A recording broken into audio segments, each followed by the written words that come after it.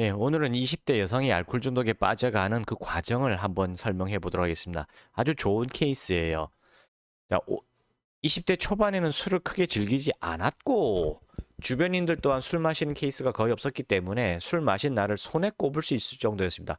그러니까 20대 초반까지 술을 거의 안 마셨다는 얘기예요. 그러나 수험 생활을 시작한 이후로 일주일에 6, 7회 거의 매일 마십니다. 마신 기간 7, 8개월 된 것 같습니다. 원래는 보상 심리 때문에 마셨는데요. 요 말이 뭐냐면 보상 심리가 뭐냐면은 최근에 방송에서 이런 마케팅을 많이 합니다. 하루 고생한, 하루 열심히 일한 나를 위해서 상을 주자. 그래서 술을 마시자. 혼술을 마시자. 그것도 뭐 고급 술을 마시자. 이런 마케팅을 엄청나게 하고 있거든요. 지금 거기에 빠져서 이런 말을 하는 거예요. 낮에는 술 안 마셨을 때는 워낙 극단적인 생각들이 많이 납니다. 안 좋은 생각이 막 떠오른다는 얘기죠. 시험도 잘 안 풀리고 붙을지도 모르겠고 나이도 많고 그냥 확 하는 생각이 내내 들어 공부도 잘 안 됩니다. 당연히 금단 현상 때문이죠. 집중이 안 되는 겁니다. 그러다 저녁에 술을 마시고 나면 그래 열심히 살아보자 나도 잘할 수 있다 하는 용기가 생겨서 잠도 기분 좋게 잡니다. 술을 마시면은 가짜 감정이 올라오면서 금단 현상이 좀 수그러들면서 반대되는 가짜 감정 헤헤헤 알딸딸 이런 기분이 들면서 할 수 있을 거야 이런 근거 없는 자신감이 막 올라온다는 얘기죠. 무엇보다 내일 아침 버틸 원동력을 얻습니다. 술에서요. 이것도 방송 광고에 나온 얘기죠. 술 한 잔 먹고 스트레스가 풀리면 내일 아침 힘차게 해보자 하면서 오늘 한 잔 마시자 이렇게 광고에 나오는 멘트예요. 자, 이젠 안 마시면 우울함에 잠도 안 옵니다. 예, 금단 현상 때문에 금단 현상이 우울감과 불면증을 지금 이야기하고 있죠. 자더라도 울다 지쳐 잠듭니다.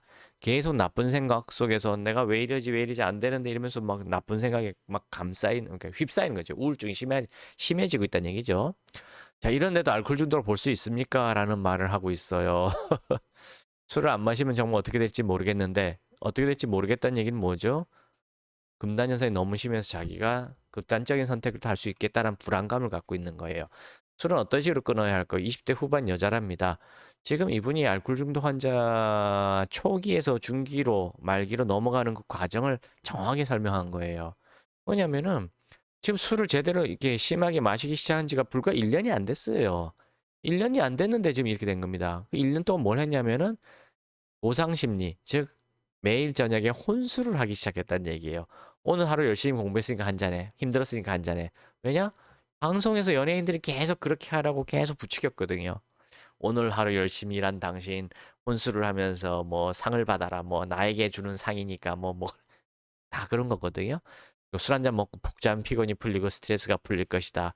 그 다음에 여자들은 만취해서 쓰러져도 방바닥에서 안전하니까 집에서 혼술 자꾸 해라. 이 와인은 비싸고 고급 멋진 거로 해라. 계속 그렇게 얘기하거든요. 거기에 빠진 거예요. 다른 거 하나도 없습니다.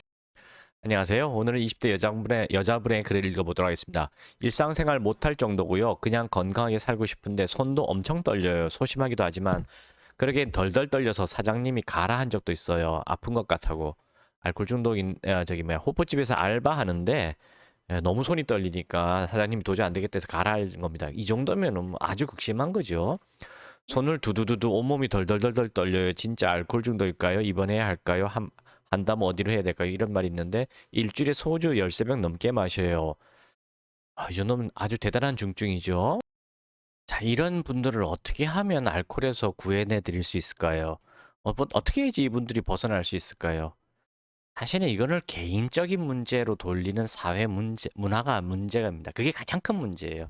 이건 개인의 문제가 아니라 사회가 자꾸 사람들한테 술을 강권하고 술에 빠지게끔 유도하고 있는 이 문화 자체를 좀 먼저 바꿔야 됩니다. 원인은 거기에 있는 거거든요. 그리고 이런 분들이 술을 끊으려고 노력할 때 가족들이 적극적으로 도와줘야 됩니다. 뭐 당신의 의지로 네가 의지가 있어서 그런 거 아니냐. 남들은 다 멀쩡한데 왜 너만 못 끊느냐. 네가 문제야. 이런 식으로 얘기를 하시기 때문에 사실은 치료를 못 하는 겁니다. 왜냐하면 환자도 사실 노력은 하거든요.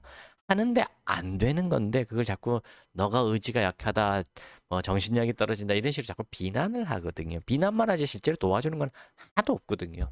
그래서 결국 환자들이 다 최악으로 악화되는 겁니다. 그래서 물론 그 가족분들이 일부러 그러는 건가요? 그게 아니라 이 가족들도 알코올 중독에 대해서 듣고 배운 게 없거든요.